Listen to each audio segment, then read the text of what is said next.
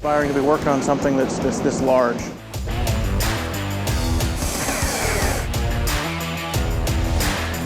Steel. There's something almost unreal about working with machinery on this scale. When you stand next to it, you don't just see the size, you feel it. It's engineering pushed to the extreme, built for environments that test every bolt and every weld. Inside these massive Caterpillar factories, machines are born that will soon carve through some of the toughest terrain on Earth, as well as factory quality installation. This is heavy industry at its peak, a mechanical giant crafted with precision, purpose, and brute strength. You're looking at one of the most powerful bulldozers on the planet, a workhorse trusted in mines, quarries, and mega projects worldwide. This is the Caterpillar D11, and the numbers behind it are staggering. A height that towers over most people, a weight tipping past 100 tons, a power plant capable of unleashing hundreds of horsepower into the ground, driving a blade designed to shove aside earth, rock, and anything else in its path. It doesn't just move dirt, it reshapes entire landscapes. Building a machine like this is a monumental task, and in Caterpillar's enormous production halls, you're about to see how this steel titan comes to life. The Caterpillar D11, the world's most powerful production bulldozer, is a titan of industrial force. From mine sites to large quarries to the harshest overburden on the planet, the D11 doesn't just survive in extreme conditions, it dominates them. Whether it's carving through the rugged landscapes of a remote mine, pushing tons of molten rock in volcanic terrain, or reshaping Earth for massive construction projects, there's one machine that seems to be everywhere the job is too big for anything else. Caterpillar D11. This is the world's second largest dozer. It is 35.8 feet long, 10.4 feet wide, and 14.9 feet high. Usually such are the dimensions of a bus, not a dozer, but this dozer is still shorter in size compared to the world's largest dozer, which is the Komatsu D575. The Caterpillar D11 is surprisingly handy for its operator, even though it's enormous, and that comes down to thoughtful design and advanced technology. First, the cab is built for comfort and visibility. Operators sit high up, with wide windows all around, giving them a clear view of the blade, ripper, and surrounding worksite. Everything they need, controls for steering, blade movement, and attachments, is within easy reach, reducing fatigue over long shifts. Second, the D11 is equipped with powerful hydraulics and precise control systems, meaning the massive blade and ripper respond smoothly to small movements of the controls. Even though the machine can push thousands of tons, the operator can make subtle adjustments, making the work feel almost effortless.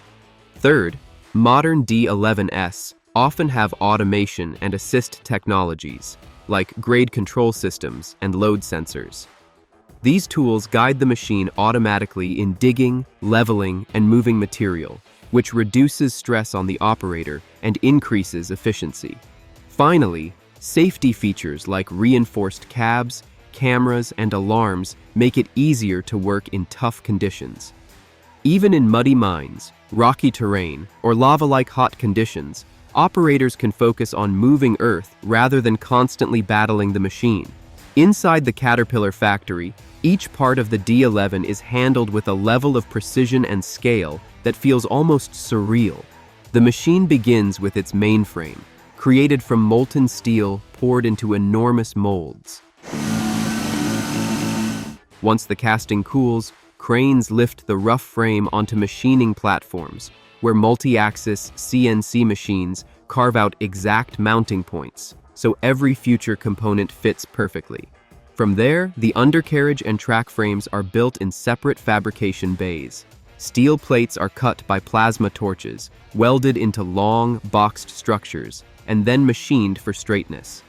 Rollers, idlers, and hub housings are pressed into place using hydraulic presses, while track shoes are individually forged and pinned together by automated track press machines that assemble chain links weighing hundreds of kilograms each. Over time, Three primary blade types became standard in the industry. The S-blade, or straight blade, is the most basic. It's short, lacks side wings, and is designed for precise tasks like fine grading and handling broken or granular materials like soil, sand, and gravel. Usually, only small and medium-sized dozers are equipped with the S-blades. The U-blade, or universal blade, features high curvature and large side wings. It can move a large volume of material, ideal for softer soils and tasks like ditching, hauling, and crowning. The SU blade, a hybrid of the two, offers a balance between penetration and capacity. With moderate curvature and smaller wings, it's suited for pushing medium-density soils and handling longer-distance grading, stumping, and ditching work. Nearby, the D11's heart, the CAT C32 engine, is assembled in a controlled, dust-free environment. Each part is measured, torqued, and calibrated before the engine is locked onto a dyno stand and run under simulated heavy loads. Only engines that meet Caterpillar's strict performance standards move to the assembly line. The transmission and final drives are next, built in clean assembly zones where gears, bearings, and shafts are monitored with laser tools to ensure silent, smooth operation. These massive powertrain units are assembled as complete modules and tested before installation. In hydraulic assembly cells, workers build the D11's blade and ripper cylinders. Tubes are honed to mirror-like finishes, seals are installed by robotic arms, and each cylinder is pressure tested to confirm it can survive extreme earth-moving forces. The blade itself is constructed in one of the most dramatic sections of the factory. Thick plates of hardened steel are bent in powerful presses to create the D11's signature curved face. Robotic welders move along the seams, melting plate and rib together until the structure becomes a single, rigid piece capable of pushing unimaginable loads. The ripper assembly undergoes a similar process. Its massive shank is forged, heat-treated, and sharpened before being welded to its heavy-duty frame. Meanwhile, the operator cab is built like an independent vehicle. Technicians install wiring harnesses, insulation, climate systems, glass panels, and touchscreen interfaces before the entire cab is bench-tested electrically. But the frame, for the most part, stays around for the entire life of the truck. When all major components are ready, they converge at the final assembly line. The mainframe advances slowly along a rail system while cranes lower completed modules into place. First the engine, then the transmission, then the final drives. Undercarriage frames are bolted on, and the enormous track chains are wrapped around the sprockets and tensioned. Hydraulic lines are connected, the blade is mounted, and the ripper is secured. Finally, the cab is lifted and installed like a cockpit. Every bolt is tightened with calibrated torque tools, every connection checked with diagnostic systems, and every alignment verified with lasers. Once assembled, the D11 moves into the testing bay where it roars to life for the first time. Operators cycle its blade, run its tracks, engage its ripper, and push its hydraulics to full pressure. Only after passing every inspection is the machine prepared for shipment, often partially disassembled again so it can travel on heavy haul trailers to its final destination, where it will be reassembled and put to work reshaping the earth. When the metal reaches the right chemistry and temperature, a specialized team takes over. They guide a heavy-duty crane toward the furnace, positioning an empty ladle big enough to hold several tons of molten steel. As the furnace tilts, a blinding stream of glowing metal pours into the ladle, flowing like liquid sunlight. But this is more than just pouring hot metal. The foundry crew has to fine-tune the mixture. They add measured amounts of alloying elements like chromium, manganese, and silicon. These ingredients drive out impurities like oxygen and nitrogen, preventing bubbles, voids, or weak spots from forming deep inside the steel. A single trapped pocket of gas could compromise the strength of the D11's frame, so precision here is everything. Now comes the delicate part. The ladle crew guides the full ladle across the foundry floor toward a waiting mold. Inside that mold is a hollow cavity shaped exactly like the D11's lower mainframe section. This gets cut off. Okay, this, cut here. Every curve, every rib, every bolt boss. The mold itself is made from specially packed sand coated with heat-resistant binders, capable of holding shape under extreme temperature. As the crew positions the ladle over the mold's opening, the metal inside is still violently glowing, swirling under its own heat. The operator tilts the ladle, and the molten steel streams down into the mold, filling every corner and pocket. It's a critical moment. If the flow is too fast, the metal could erode the mold. Too slow, and the steel could solidify before filling the cavity. Years of experience guide the operator's hand as the mold fills perfectly. When the pour is complete, the metal begins to cool, slowly shrinking into a solid form. Hours later, the mold is cracked open, revealing a raw casting. The skeleton of the D11. Still covered in sand and casting marks, it is lifted out by cranes and moved to another part of the factory where excess metal is cut away.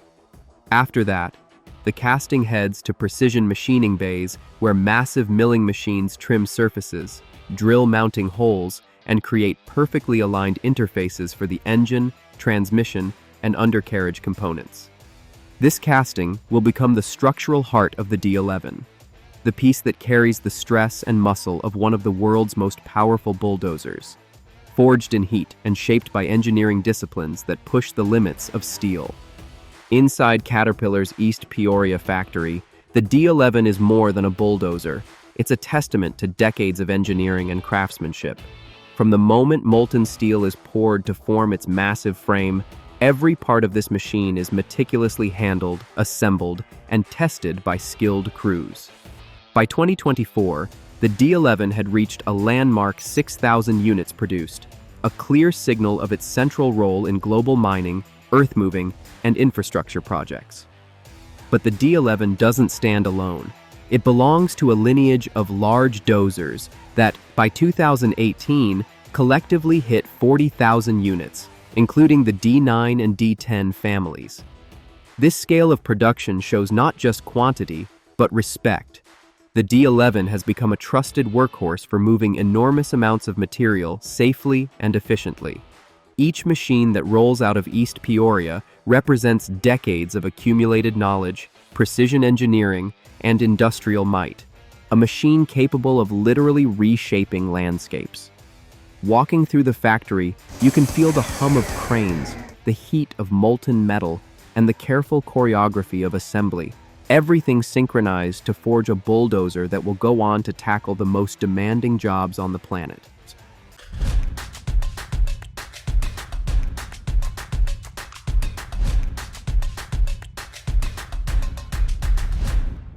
Mining sites are not for people with weak hearts. There, bomb blasts every now and then, and the giant machines roar with their powerful engines.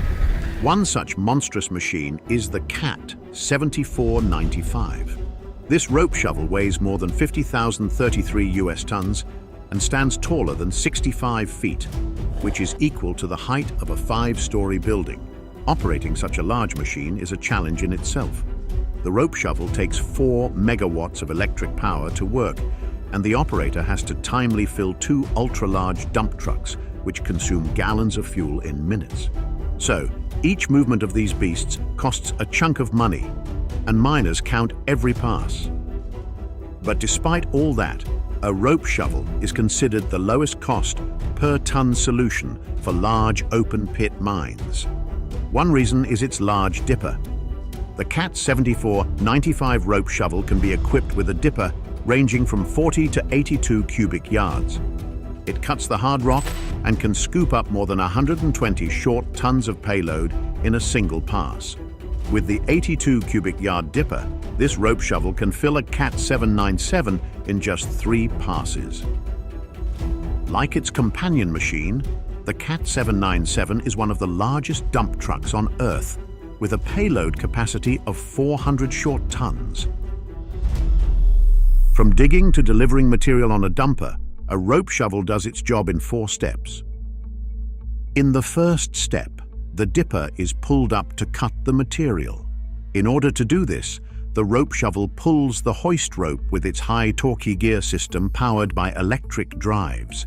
The dipper does not just move upward, it is pushed forward by the dipper handle, which results in an arc-shaped loading profile for better digging.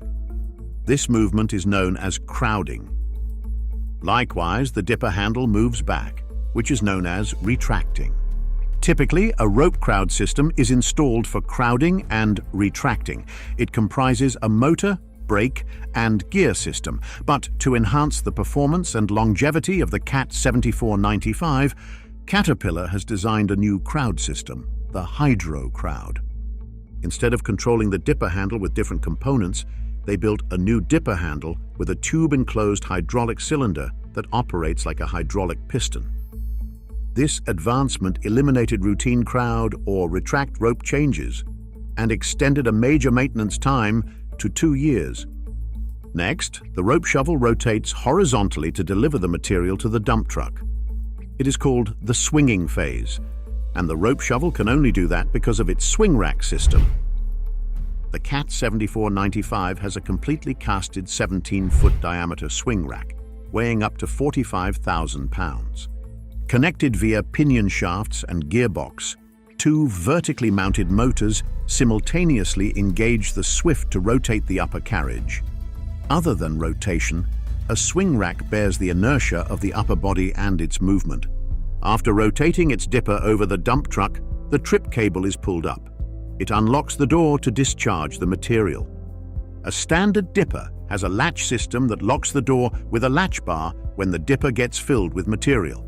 Likewise, the latch bar has to be pulled out to unlock the door. Moreover, the locking and unlocking components of a standard dipper are located on the bottom of its door. Thus, the material being mined directly damages and causes the opening or closing of doors to fail. CAT engineers effectively dealt with this problem by redesigning a new dipper for their CAT 7495 rope shovel. All of its locking and unlocking components, such as the link assembly, camshaft, outboard support, and trip arm, are on top. Because of the over-center angle between door geometry and the link assembly, the dipper's door gets locked. It closes by gravity as the dipper is lowered. To unlock the door, the trip button is activated, which rotates the camshaft, pushing the link up and unlocking the door. Lastly, the dipper is returned to the dig face to take more material. On average, an experienced rope shovel operator completes a dig cycle in 28 to 80 seconds. Ideally, an operator must ensure minimal shovel hang time by optimizing the shovel swing angle. However, accomplishing this ideal load cycle is not easy, as the efficiency and safety of haul trucks maneuvering at shovels, crushers, and dumps vary dramatically with operator skill. Moreover, the lack of available and recruitable skilled operators further complicates the variability of operator capability across a mine site. As a result, standard operating procedures are adopted at open pit mines to ensure safe mining and cost-effective production. There are primarily 4 loading methods for a rope shovel, each with advantages and cons.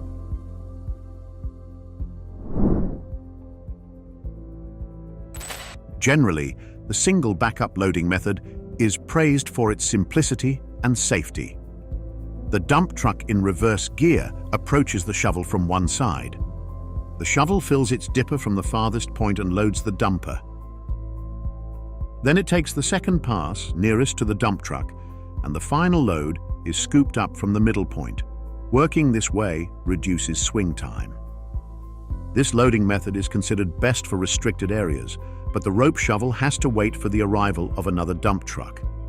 This is why, in vast open-pit mines, miners prefer the double backup loading method. After loading the first dump truck, the electric rope shovel fills another on the opposite side. A dozer can be deployed to clean up on one side while loading continues on the other side. Trucks can be positioned to load during their waiting period, reducing shovel loading delays. However, it is not always possible to place 2 dump trucks as required. And because the rope shovel's operator cabin is on one side, the operator has to rely on a camera system to fill the dumper standing on the opposite side. This increases the probability of an accident. So, in the drive-by loading, the rope shovel's tracks are aligned parallel to the wall. This method is widely adopted at coal mines. The rope shovel has to rotate 180 degrees to load the dump truck. This results in long swing angles. The modified form of the drive-by loading method involves positioning the dump truck while loading to reduce the swung time. To do this, greater truck driver skills are required, as there is a risk of an accident by swinging the shovel's boom bucket with a dumper, because the shovel starts loading while the dumper is in motion. However, expert handling is not enough to meet the cost-effectiveness of rope shovels. Technology plays a crucial role in making rope shovel operations more efficient and profitable. For instance, a typical rope shovel uses approximately 8 megawatts of power, provided by multiple generators via electric cables. Harnessing such a tremendous amount of electrical energy is impossible without an effective power management system. At mining sites, they deploy electrical networks, especially for electric rope shovels. This adds the additional task of installing and removing the electric cable during blast times and the working time of the rope shovel. Moreover, in double backup loading, a tower or pole system is placed so the dump truck can go across without damaging the electric cable. In addition to that, mine owners cannot afford electricity disruption, which may cause accidents if not just unexpected downtime. Moreover, the more the number of generators are used, the more maintenance and fuel cost is required. All that and the increasing demand for more cost-effective solutions led to a 44% decline in Caterpillar's earnings. The company answered these issues with its power demand management system for CAT 7945. Instead of an 8 megawatt grid power, the CAT rope shovel was run on 2 megawatts CAT gensets. These gensets can be towed to the working area during operating time and moved to a safe place by the electric rope shovel they run. Most importantly, this power management system includes ultra-capacitors that are installed on the roof of the rope shovel. These devices retrieve energy created during swing deceleration and bucket lowering. The rope shovel uses the retrieved energy during periods of high demand, which also helps generators gradually ramp up, ensuring reliable and cost-effective performance. However, using electricity for rope shovels was not always the case. The very first generation of rope shovels was powered by a steam engine. In this regard, an American manufacturing company, Bucyrus Erie, became famous. In fact, their steam engine rope shovels were used to dig out the Panama Canal in 1904. Originally, the project was given to the French in 1881, but they faced failures and ended up losing it.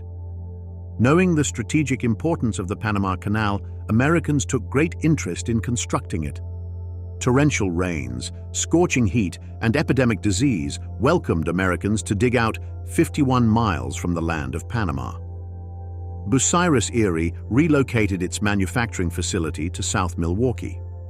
All the steam engine rope shovels for the Panama Canal were built there. In total, 77 steam-powered rope shovels were built, and the largest of them was a 95-ton rope shovel capable of scooping up 8 tons in just one dig cycle. The company built a total of 32 95-ton rope shovels, along with 20 70-ton and 10 45-ton rope shovels. At that time, rail lines were the most reliable and efficient solution for transport. Miles of railway lines were laid to transport the equipment as well as the dugout material from the working area. The rope shovels had to fill the cargo train in little time because every minute and a half another rail had to arrive. Day and night, these engineering marvels kept working, and the day came after 10 years when the last spoilage was dug out in 1913 by the Bucyrus 222 and 230. Perhaps the most historical moment in this project was the visit of the American President, Theodore Roosevelt, who likely could not resist going inside a Bucyrus rope shovel. In 1963, Bucyrus made another mark on history by building the world's second largest rope shovel, the Big Brutus. It took $6.5 million and almost a year to build this titan that stands as tall as a 16-story building. This Big Brutus is now a museum, where tourists come to witness its remarkable engineering. The company that made many marks in history had to be sold to Caterpillar in 2010. With that, Caterpillar rebranded the Bucyrus rope shovels with their classic yellow color. The original name of this rope shovel was Bucyrus 945. Now, it is known as CAT 7945. Caterpillar, as a leading mining manufacturing company, did not just rebrand the Bucyrus products. They developed ingenious technologies to meet the mining conditions. Out of the many challenges, mining equipment faces a harsh environment. The temperature could range from freezing -44 centigrade to scorching 55 Celsius, depending on the geolocation of the mining site and the environmental season there. Climate change has made this challenge more severe for the manufacturer. Thanks to the proven AC IGBT electric drive system, the CAT 7945 can keep working whether it is -40 or extremely hot at 50 degrees. The IGBT stands for Insulated Gate Bipolar Transistor. This transistor technology is designed to control the speed of AC drives. They also react faster than fuses and eliminate potential points of failure. Many mines in the world are in the desert. The abrasive nature of the sand causes damage to the shovel's tracks, increasing its wear and tear and reducing efficiency. High temperatures in deserts also affect the metal and other materials used in the tracks, possibly leading to thermal expansion and more stress on the components. For the desert, Caterpillar introduced a new model of rope shovel, the CAT 7495HF. It has a high flotation undercarriage designed specifically for desert environments. The undercarriage features thermal stress-relieved crawlers and structures to eliminate residual stress, ensuring long-term reliability. Moreover, the CAT 7495 uses a dual-motor independent drive system for the track's propulsion. This allows for precise control and movement of the shovel, which is critical for the accurate positioning of the machine during mining operations. The design includes upward-slanted propel motor shelves to protect against debris, and an elevated drive tumbler to shield the planetary drive from ground impact shocks, all contributing to the machine's robust performance and longevity in demanding environments. To ensure the safety of the machine as well as the operator, the CAT 7495 is packed with a lot of safety features. The rope shovel welcomes the operator with easy access boarding stairs located at the right rear of the machine. Then the operator walks on the non-slip walkways. Handrail mounts reinforce the structure and offer safe access to the cab. The cab is designed to be as ergonomic as possible for the operator. It offers an unobstructed view out of the left and right-hand windows with anti-glare windshields. Also, a floor window allows the operator to keep an eye on the machine tracks. There are 5 cameras optimally positioned around the shovel so that the operator can watch blind spots on 5 10-inch displays mounted just above the windshield in the cab. These cameras can endure shocks and vibrations, as well as severe temperatures. They have SLR glass to optimize pictures in sunlight and low light. During an emergency event, the operator can de-energize the motion control system using the emergency stop button. Instead of one, the operator's cab has 2 exit doors, and the door at the rear leads straight to the unobstructed stretcher. Besides, a pull-down ladder is on the left side for emergencies. Caterpillar has designed heavy-duty brakes for a particular hoist application. They feature advanced organic friction material that not only eliminates the burnishing requirements, but also reduces the occurrence of variation in brake torque. Without being damaged, these brakes can stop a fully loaded dipper in full motion. This helps in minimizing the risk of an uncontrolled dipper drop. Moreover, the CAT 7945 has a separate cabinet for high voltage located at the rear. This cabinet can only be accessed when the power is disconnected. In case any unauthorized attempt is made to access the cabinet, it gets automatically disconnected from the main power. Likewise, the rope shovel has a motor-controlled cabinet on the left side. It offers independent circuit control and isolation for the main component of the machine. To build the rope shovel, every component is brought to the assembly site with the utmost care and placed at strategic locations to make the installation process easy.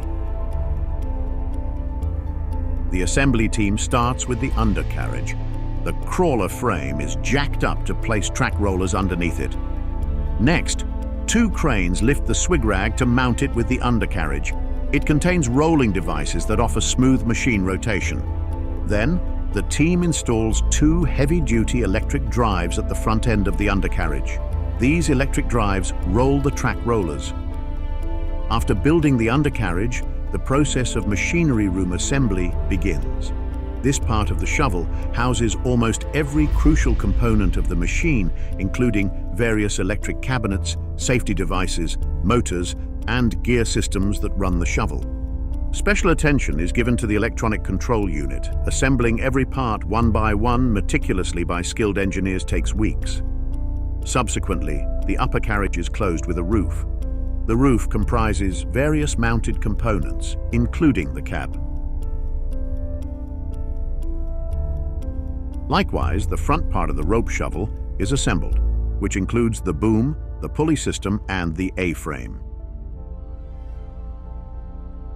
With the installation of its 65-foot-long and 13,000-ton boom, the structure starts taking the shape of a rope shovel. To erect the boom and support it, they mount the A-frame on the roof of the machine. Lastly, the dipper and its gate system are assembled. After mounting the dipper, they combine the dipper stick and the hydraulic crowd system. Each and every piece is tested before commissioning the rope shovel. Ferreros is one of Caterpillar's dealers, headquartered in Lima, Peru. They have built more than 20 such rope shovels there, and so far no accident has been recorded. For this project specifically, the Ferreros professional team dedicated an average of more than 32,000 work hours to each assembly.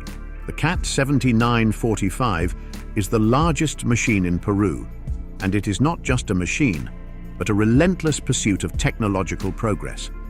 Its steel arms have moved mountains of treasure and may continue restlessly in the future. The rope shovel has an inspiring history, a useful present, and a bright future.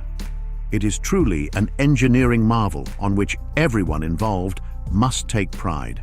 Such marvels have shaped our history, and they continuously shape our future. We take pride in featuring these handcrafted machines and educating you as much as possible.